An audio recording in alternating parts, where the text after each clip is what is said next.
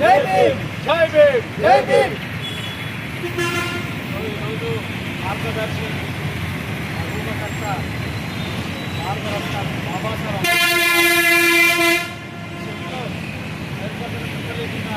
శక్తిలో ఈ బాబాసాహెబ్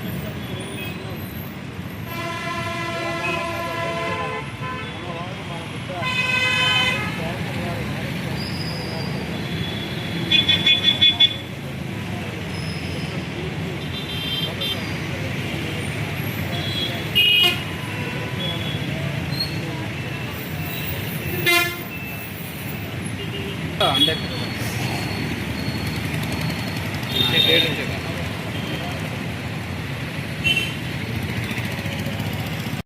పై అవహేళన మాటలు సిగ్గు సిగ్గు డాక్టర్ ఆర్ఎస్ ప్రవీణ్ కుమార్ గారిపై కించపరిచే మాటలు ఖబర్దార్ కాంగ్రెస్ ప్రభుత్వమా, ఖబర్దార్ అగ్రకుల నాయకులారా, ఖబర్దార్ కులగచ్చి నాయకులారా, సిగ్గు డాక్టర్ ఆర్ఎస్ ప్రవీణ్ కుమార్ గారిపై అవహేళన వ్యాఖ్యలు చేయడం, సిగ్గు ఆర్ఎస్ ప్రవీణ్ కుమార్ గారిపై అవహేళన మాటలు చేయడం, ఖబర్దార్ కాంగ్రెస్ పార్టీ నాయకులారా.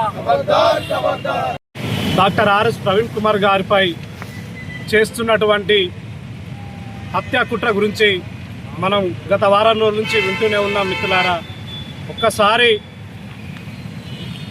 నిన్న అద్దంకి దయాకర్ గారు, అంటే కాంగ్రెస్ ఎమ్మెల్సీ అద్దంకి దయాకర్ గారు మా జాతికి సంబంధించిన బిడ్డ, ఎస్సీ సామాజిక వర్గానికి సంబంధించిన బిడ్డ.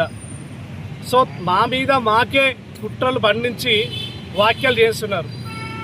అతనికి జెడ్ కేటగిరీ కావాలా, ఎక్స్ కేటగిరీ కావాలా, వై కేటగిరీ కావాలా, ఎవరికి ఏ కేటగిరీ ఇస్తారో కూడా తెలియని అమాయక వ్యక్తి మా అద్దంకి దయాకర్ అన్న.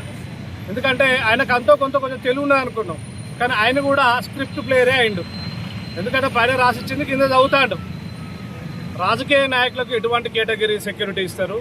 సో కొంతమంది ఐపీఎస్ అధికారులకు కొంతమందికి మాత్రమే వాళ్ళకు ప్రాణహాని ఉన్నదని ఇంటెలిజెన్స్ రిపోర్ట్ తెలుసుకొని ఆయనకు బుల్లెట్ ప్రూఫ్ కారు, అదేవిధంగా ఎక్స్ కేటగిరీ సెక్యూరిటీ ఇవ్వడం జరిగింది.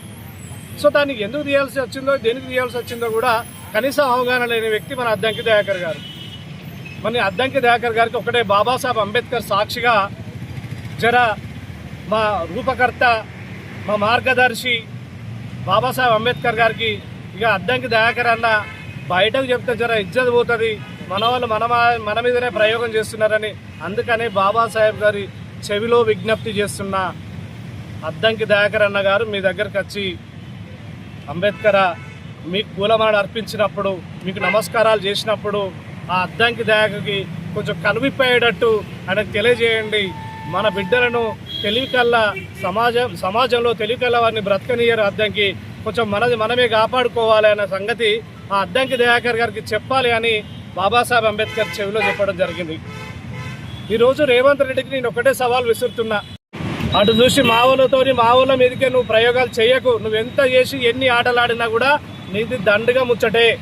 నీకు ఒక్కటే గట్టిగా చెప్తున్నాం, మా సామాజిక వర్గం నుండి డాక్టర్ ఆర్ఎస్ ప్రవీణ్ కుమార్ గారికి చిన్న గీత జరిగిన తెలంగాణ మొత్తం అగ్నిగుండం అవుతుంది. ఖబర్దార్ గుర్తుపెట్టుకో. అంత ఈజీగా నిన్ను వదిలిపెట్టే సమస్య ఉండదు. ఆయనకి ఎటువంటి చిన్న హాని జరిగినా కూడా యావత్ తెలంగాణ లేచి కూర్చుంటుంది. అదేవిధంగా తెలంగాణలో ఉన్నటువంటి నా జాతి బిడ్డలారా, ఇది పార్టీలకు అతీతం. పార్టీలను చూడకండి. పార్టీలు ఇక్కడ ఎవరి సొంతం కాదు. ఈరోజు మీ రేవంత్ రెడ్డి ముఖ్యమంత్రి ఉన్నాయనే ఆయన 4-5 పార్టీలు మారి ఈరోజు కాంగ్రెస్కి వచ్చి సీఎం అయిండు. మరి మీరేం చేస్తున్నారు?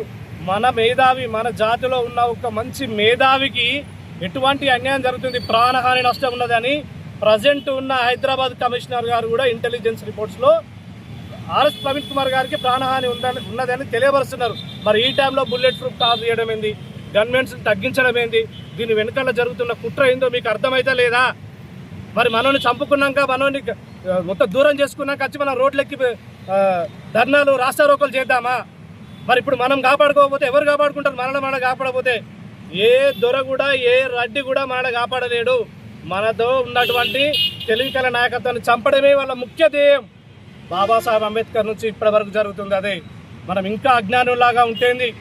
కాంగ్రెస్లో ఉన్నటువంటి దామోదర్ రాజనరసింహ అయితేంది, కడియం శ్రీహర్ గారు అయితేంది, బీఆర్ఎస్ పేటలో ఉన్న తాటికొండ రాజన్న కావచ్చు, ఆరు రమేష్ కావచ్చు, అదేవిధంగా బీజేపీ పార్టీలో ఉన్నటువంటి మంద కృష్ణన్న కావచ్చు, రాజనరసింహ కావచ్చు, మీరందరూ కూడా ఎందుకు సైలెంట్గా ఉంటున్నారు?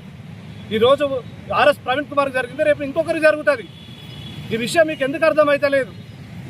విద్యార్థి సంఘ నాయకులారా, కుల సంఘ నాయకులారా, బహుజన బిడ్డలారా, డాక్టర్ ఆర్ఎస్ ప్రవీణ్ కుమార్ గారు ఐపీఎస్గా ఉన్నప్పుడు ఆయన చేసిన సేవలు మనందరికీ తెలుసు. ఆయన చేసినటువంటి వేలాది లక్షలాది మంది విద్యార్థులను మేల్కొల్పిండు. సో ఈ విషయాలన్నీ కూడా మీరు అందరూ గుర్తుపెట్టుకొని సమాజానికి ఉపయోగపడే ఆర్ఎస్ ప్రవీణ్ కుమార్ గారిని మనం కాపాడుకుందాం. ప్రతి ఒక్కరు కూడా లేవండి, లేచి బయటికి రండి, మాట్లాడండి. మనలో ఉన్న గొప్ప వ్యక్తిని కోల్పోయాక మనం చేసేది ఏం లేదు. ఇవన్నీ కుట్రలు పన్నాగాలు జరుగుతున్నాయి. ఆయనకు సెక్యూరిటీ లేకుండా చేసి మనం ఖతం చేయాలని ఆలోచిస్తుంది ఈ కాంగ్రెస్ ప్రభుత్వం. దీన్ని దృష్టిలో పెట్టుకోండి. మేము చివరిగా ఒక్క మాట అద్దంకి దయాకర్ అన్న గారికి చెప్తున్నాం.